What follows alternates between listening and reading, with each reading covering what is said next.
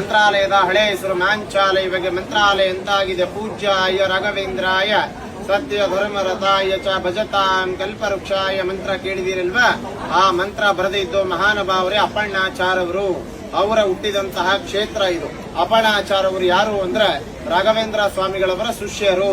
ಇದೇ ಊರಲ್ಲಿ ರಾಘವೇಂದ್ರ ಸ್ವಾಮಿಗಳವರು ಅವರ ಮಂತ್ರಾಲಯಕ್ಕೆ ಅವರು ಬೃಂದಾವನ ಪ್ರವೇಶ ಹಾಕಿನ ಮುಂಚೆ, ಮಂತ್ರಾಲಯಕ್ಕೆ ಹೋಗಿನ ಮುಂಚೆ 13 ವರ್ಷ ಕಾಲ ರಾಘವೇಂದ್ರ ಸ್ವಾಮಿಗಳವರು ಇದೇ ಕ್ಷೇತ್ರದಲ್ಲಿ ಇದ್ದಿದ್ದು.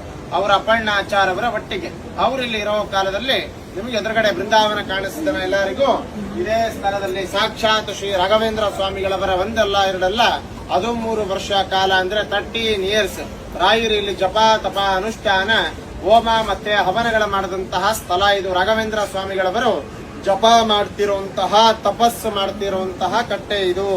ರಾಯರಿಗೆ ಪ್ರತಿನಿತ್ಯನೂ ಅವರಿಲ್ಲಿ ಊಟ ಮಾಡುವ ಸಮಯದಲ್ಲಿ ರಾಯರಿಗೆ ಊಟ ಮಾಡುವ ಸಮಯದಲ್ಲಿ ಅವರಿಗೆ ತುಂಬಾ ಇಷ್ಟವಾದ ಪದಾರ್ಥ ಬಂದು ಕಡ್ಲೆ ಬೇಳೆ ಚಟ್ನಿ ಮತ್ತೆ ಮಸ್ತಿ ಕಡುಬು ಅಂತ ಬರುತ್ತದೆ. ಮಸ್ತಿ ಕಡುಬು ಅಂದ್ರೆ ನೀವು ಹಬ್ಬದಲ್ಲಿ ದೇವರ ನೈವೇದ್ಯಕ್ಕೆ ಮೊನ್ನೆ ಗಣೇಶ ಚತುರ್ಥಿ ಬಂದಾಗ ಊರಣದ ಕಡುಬು ಅಂತ ಮಾಡ್ತೀರಿ. ಊರಣದ ಕಡುಬು ಅಂದ್ರೆ ರಾಯರಿಗೆ ತುಂಬಾ ಇಷ್ಟವಾದ ಪದಾರ್ಥ. ಇವಾಗೂ ನೀವು ನೋಡಬಹುದು ರಾಘವೇಂದ್ರ ಸ್ವಾಮಿಗಳವರಿಗೆ ಬಳಸ್ತಿರುವಂತಹ ವರಳಕಲ್ಲು ರುಬ್ಬಗುಂಡಂತ ಮೇಲ್ಗಡೆ ಬರೆದಿರ್ತಾರೆ. ಹೋಗ್ತಾ ನೋಡ್ಕೊಂಡು ಹೋಗಿ ರಾಘವೇಂದ್ರ ಸ್ವಾಮಿಗಳವರು ಇಲ್ಲಿಂದ ಇವರ ಶಿಷ್ಯರಿಗೆ ಅಪ್ಪಣ್ಣಾಚಾರ್ಯಗೆ ಗೊತ್ತಾಗ್ಲಾರ್ದ ಮಂತ್ರಾಲಯಕ್ಕೆ ಹೋಗ್ಬಿಡ್ತಾರೆ ಸಜೀವವಾಗಿ ಬೃಂದಾವನ ಪ್ರವೇಶ ಆಗ್ಲಿಕ್ಕೆ. ಇವರ ಅಪ್ಪಣ್ಣಾಚಾರ್ಯಗೆ ಗೊತ್ತಾದ ಮೇಲೆ ಇಲ್ಲ, ರಾಯರ ಬೃಂದಾವನವನ್ನು ಹೇಗೋ ಒಂದು ಮಾಡಿ ಅಡ್ಡಿ ಹಾಕಬೇಕು ಅಂತ ಬಹುಶಃ ನೀವೆಲ್ಲ ಟಿವಿಸ್ ಅಲ್ಲಿ ನೋಡಿರ್ಬೋದು ಅನ್ಕೊಂತೇನೆ.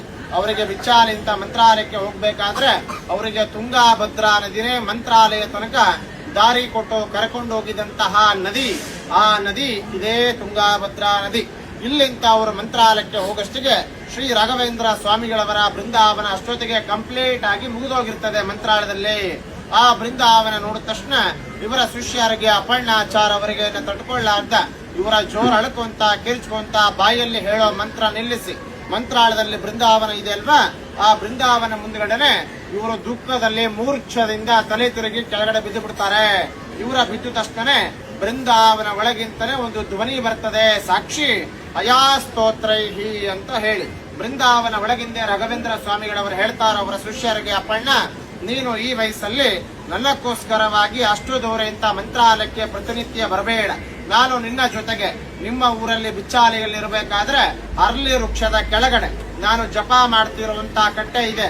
ಆ ಕಟ್ಟಿ ಮಧ್ಯದಲ್ಲಿ ನೀನು ಪ್ರಥಮ ಏಕಶಿಲಾ ಬೃಂದಾವನ. ಏಕಶಿಲಾ ಅಂದ್ರೆ ಒಂದೇ ಶಿಲೆ.